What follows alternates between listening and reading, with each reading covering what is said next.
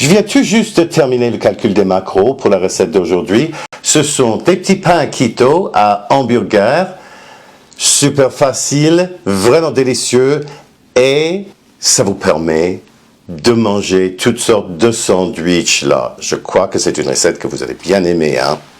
Écoutez, moi j'ai depuis très longtemps l'habitude de préparer mon propre pain.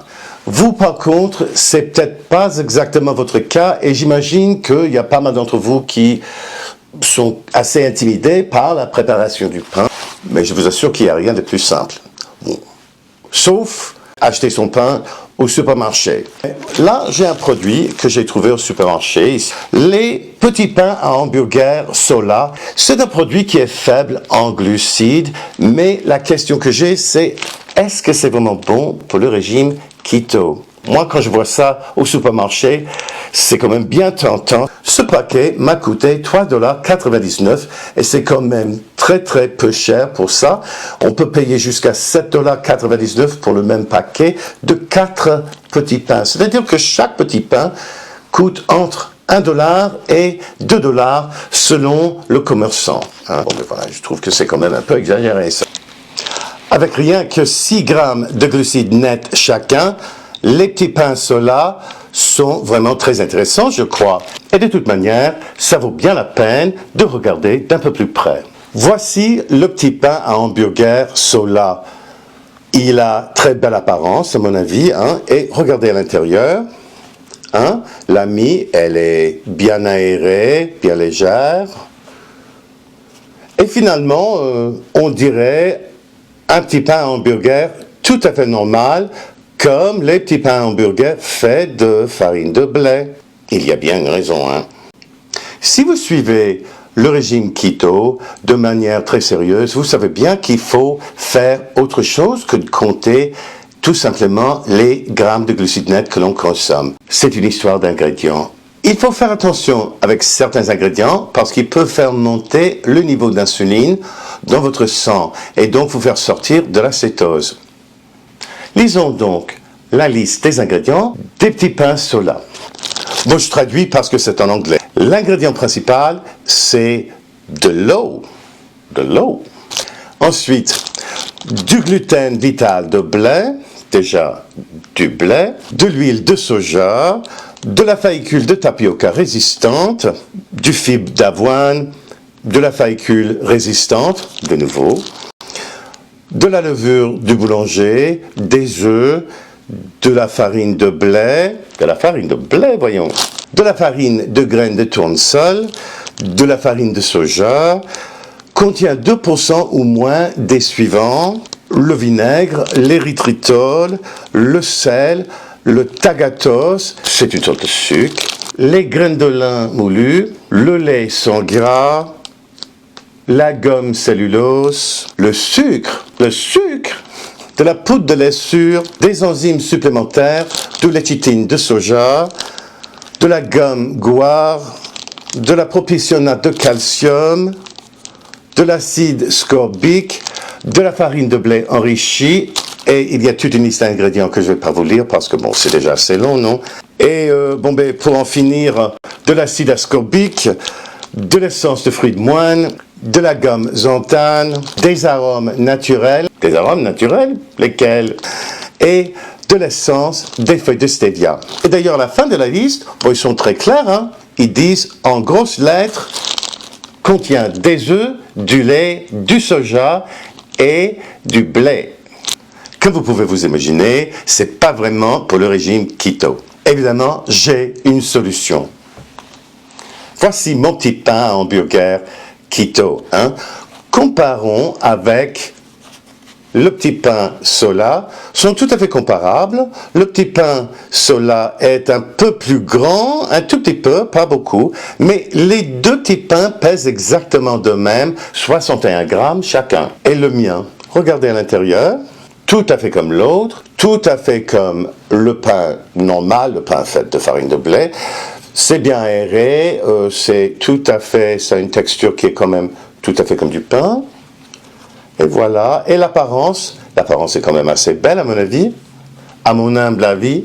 Bon, Mais il y a des différences qui sont quand même assez importantes. D'abord, c'est que mon petit pain est fait d'ingrédients très simples que vous avez sans aucun doute déjà dans la cuisine si vous suivez le régime keto.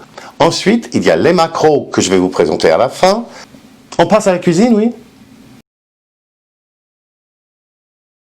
Bon, ici, on va faire comme on fait dans la plupart des recettes de pain que je connais, en mélangeant tous les ingrédients secs. Ici, j'ai 84 grammes de poudre d'amande. À cela, je vais ajouter un quart de tasse, c'est-à-dire 28 grammes, de graines de lin moulues. Ensuite, la même quantité, c'est-à-dire un quart de tasse de poudre de noix de coco. Encore une fois, c'est 28 grammes ou une once. 2 cuillères à soupe de balles de psyllium en poudre.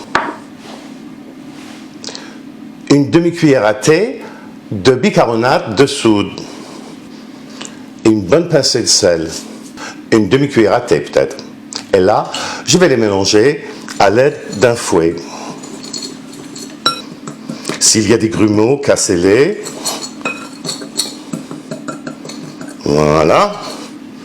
Et puis on va mettre ça à côté pour un instant afin de mélanger les ingrédients liquides. Ici, j'ai 3 blancs d'œufs avec un œuf entier. C'est pour ça qu'il n'y a qu'un seul jaune.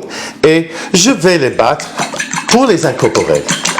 Après, j'y ajoute une cuillère à thé de vinaigre de cidre. Vous pouvez utiliser du jus de citron ou un autre vinaigre si vous préférez. Et 168 ml d'eau. C'est 3 quarts de tasse d'eau. Et j'incorpore. Tout ce qu'il nous reste à faire, c'est de mélanger tous ces ingrédients. Alors voilà.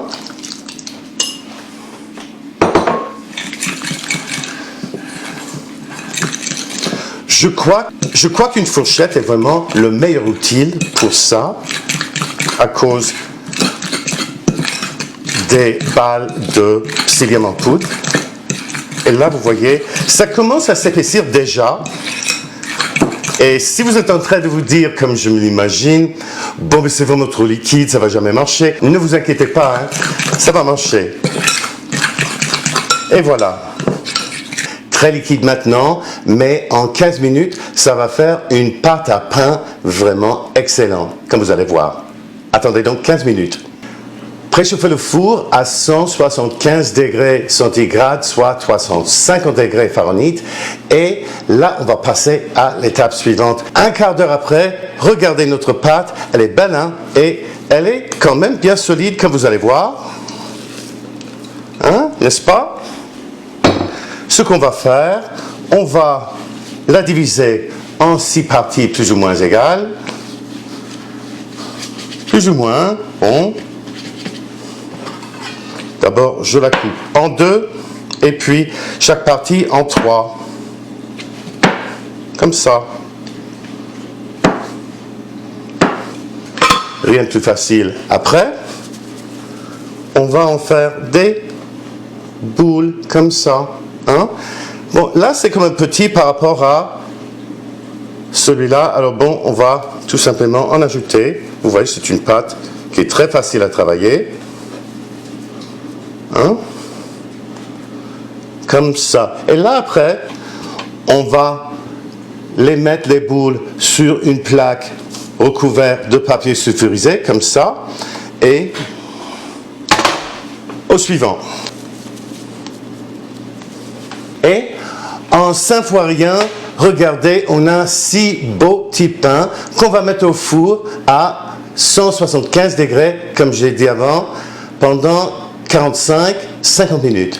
Et les voici tout juste sortis du four, sont bien beaux. Là, je vais les transférer doucement à une grille pour les laisser refroidir complètement avant de m'en servir pour des hamburgers et toutes sortes d'autres sandwichs. Pour les macros, la nouvelle est bonne. Pour toute la recette, ça revient à 927,6 calories. 16 30,4 grammes de glucides nets, 44 grammes de protéines et 73,5 grammes de gras par portion. Hein. Là, j'ai fait 6 portions, donc ça revient à ceci. 154,6 calories comparé à 140 pour le petit pain sola. 2,7 grammes de glucides nets, c'est moins de la moitié que le petit pain sola. 7,3 grammes de protéines, 11 grammes pour le petit pain sola et 3,1 grammes de gras, 8 grammes de gras dans le petit pain sola. Alors bon, vous voyez la comparaison. Surtout, étant donné les ingrédients, je crois que le choix est facile à faire. Avant de partir, une petite astuce pour les garder au frais. Moi, ce que j'aime faire, une fois que mes petits pains sont complètement refroidis, j'aime les mettre dans un sachet en plastique comme ça et les garder au congélateur, bon, pour un mois au plus, mais là, enfin, mettons que chez nous, ça se garde pas un mois, hein. Bon, nous, on les mange assez vite. Tout ce qu'il faut faire, c'est de les laisser décongeler un tout petit peu pendant 15 minutes à peu près, puis de les couper en deux et de les passer sous le grill pour 2-3 minutes avant de faire votre sandwich favorite avec. Écoutez, n'oubliez pas de liker la vidéo, de la commenter ici chez YouTube, de la partager dans vos groupes Facebook et ailleurs dans les médias sociaux et surtout de vous abonner à ma chaîne. Cela aide ma chaîne à se développer et cela vous aide à retrouver mes vidéos, surtout si vous cliquez sur la clochette de notification. Merci beaucoup d'avoir été avec nous aujourd'hui chez Tim Talks Cooking. À la prochaine!